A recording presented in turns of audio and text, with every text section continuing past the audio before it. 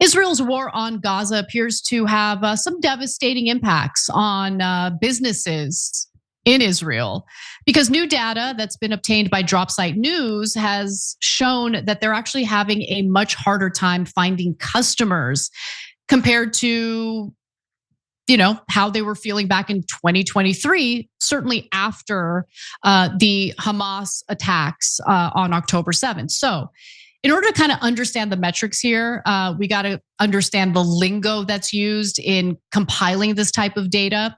So allow me to first explain the concept of cost per click, or CPC, which is a term that Meta uses. So it refers to how much a company has to spend in order to get a consumer to click on its advertisements, right? So the lower a company's CPC, the less it has to spend to attract new customers. The more it has to spend, the less viable a business becomes. And boy, have they been spending more and more, which means that their businesses are struggling to find customers. So leaked data from Meta shows that Israeli businesses have seen their CPC skyrocket, especially over the past 2 years.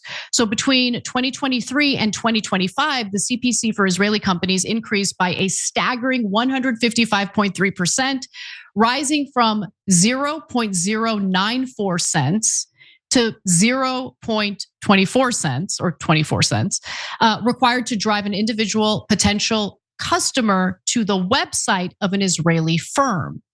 So far in 2025, the number of clicks Israeli companies have had on their advertisements is only 39.2% of their recorded total in 2023, which explains why Israeli firms must now pay more than double in advertising costs to lure customers.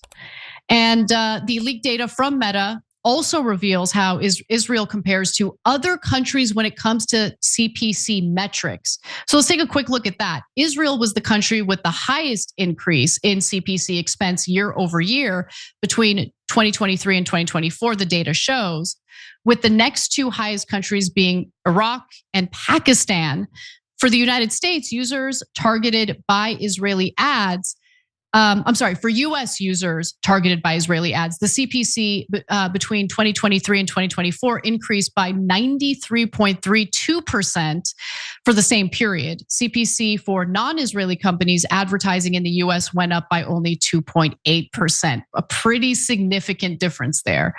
So prior to the atrocities that Israel is currently committing against the Palestinian people, both in Gaza and the West Bank, I was kind of standoffish in regard to the BDS movement.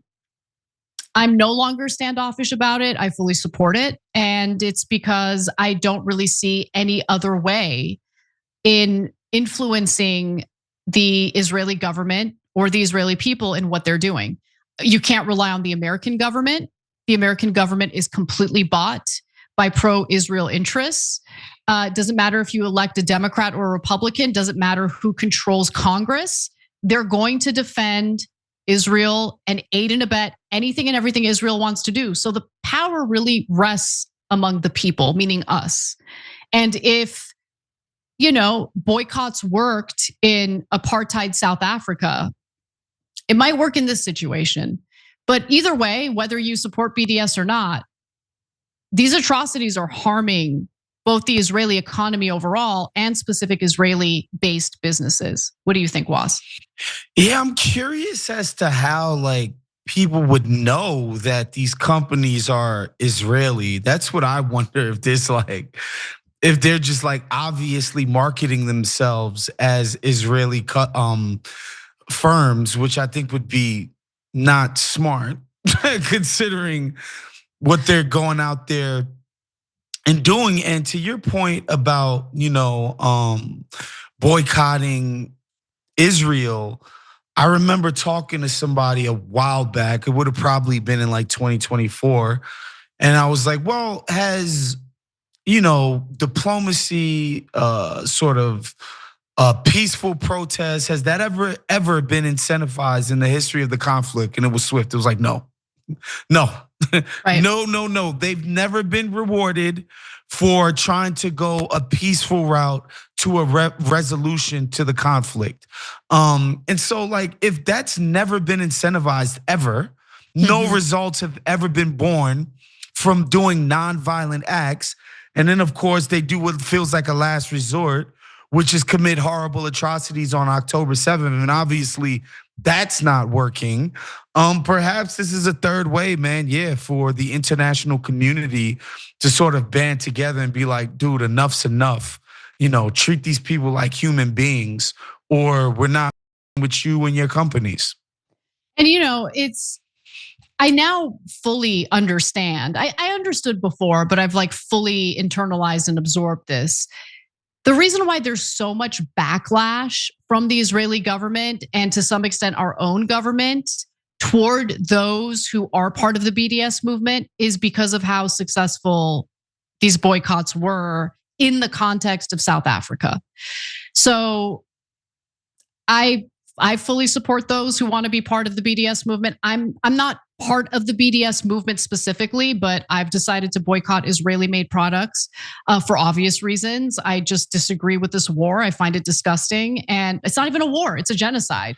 I don't know any Israeli products. Do you like know anything? Yeah, there's a list. There's a list that you can access. Yeah, and by the way, it does pain me because Israeli designers, like fashion designers, are freaking amazing. They're so talented. My wedding dress was made by an Israeli designer. Orabella Bridal was the name of the brand. So like, yeah, and the reason why I previously didn't think BDS was something I was interested in is because usually boycotts or sanctions, economic sanctions, harm civilians, and really you want to send a message to a government and not harm civilians. But I feel like our backs are up against a wall, and I can't take what's happening any longer. It's just so gross, and it needs to stop. The killing needs to end, and it's not going to end through our government doing the right thing. It's not going to end with their government doing the right thing. There needs to be action through a grassroots effort, and I think economic boycotts might work. So we'll see. Every time you ring the bell below, an angel gets his wings. Totally not true, but it does keep you updated on our live shows.